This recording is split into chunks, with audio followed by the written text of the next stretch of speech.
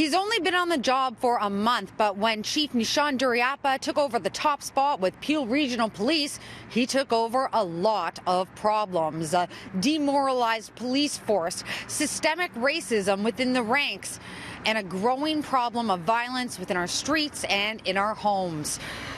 But only a month in, Duriapa is already leaving his mark. There's so many vectors of information coming at me. But it's also an exciting piece.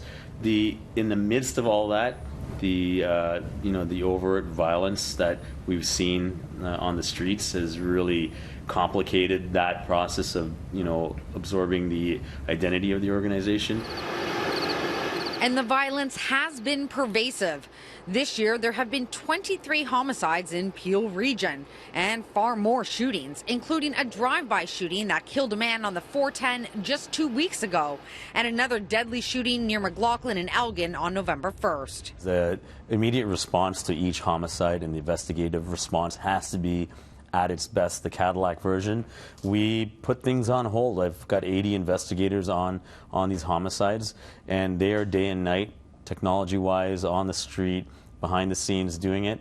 But it's like the concept of different swim lanes. That's just one of them that needs to be invested in. The other sides need the partnership of our Crown attorneys, the health department, communities, the social services, not-for-profits, because what we're really seeing is the gang and gun violence as a symptom of the issues within pockets of communities. I think that our officers need the resources that they require to tackle the gun violence. I think that if you have more officers on the ground, more officers within the street crime units to do more proactive policing. And intent on building a unified team.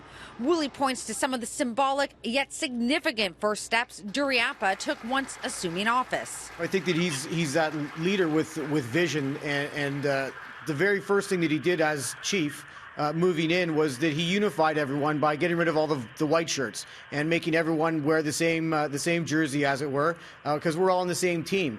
I mean, I know it's only been 34 days, but I think that moves and ideas like that already in the first month are how we're going to become more inclusive, how we're going to be looked at as one team. And one of the other issues that the chief wants to deal with is the increase in violence, not on our streets, but the violence that often happens behind closed doors. Coming up on City News at 6, the chief's goal is to combat violence against women. He's only been on the job for 34 days, but Peel Police Chief Nishan Duriapa is already making strides. Now, he came to this force that had morale problems and issues dealing with inclusiveness. And while he certainly wants to address these very real problems, he has to deal with the escalating violence all across the region, and appears to be a growing problem. I think the first thing is the immediate response to each homicide and the investigative response has to be at its best, the Cadillac version. We put things on hold. I've got 80 investigators on these homicides, and they are day and night, technology-wise, on the street, behind the scenes doing it.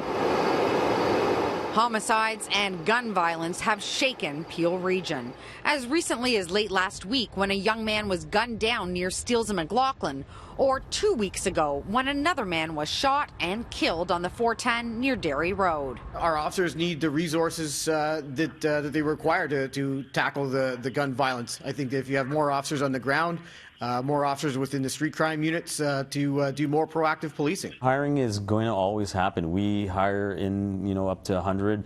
The last year's budget had an additional 53. If the regional council approves, we're going to look for an additional 35 on top of attrition.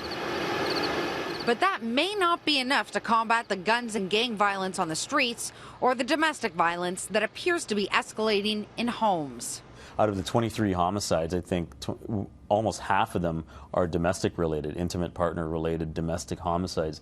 And we get focused on the gun violence, but that is something that we are very focused on moving forward. We actually use the term violence against women. We think it's really important that we name the issue, and we feel that the term domestic violence gives the impression that violence is happening in the domain of someone's home and is a private issue. And we believe that violence against women is a public issue.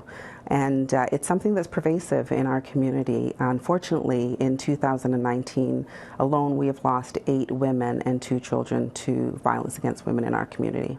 Floyd has been working at Interim Place for over 15 years, and she says they are now regularly turning women and families away who are seeking shelter from abusive homes. Interim just doesn't have the capacity. She says police have a big role to play in protecting victims. Populations of women who will not access police. And so there's a very small percentage of women who access police. That being said, it's important for police to work with community agencies like shelters, like other VA violence against women counseling services, and work with us collaboratively to address the issue of violence against women in our community.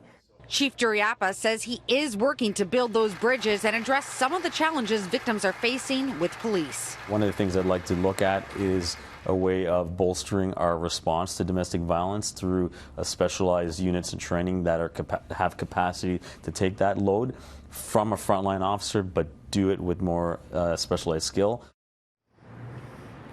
But working on combating escalating violence has meant the work he hopes to achieve in shifting the police culture here isn't getting the attention he likes.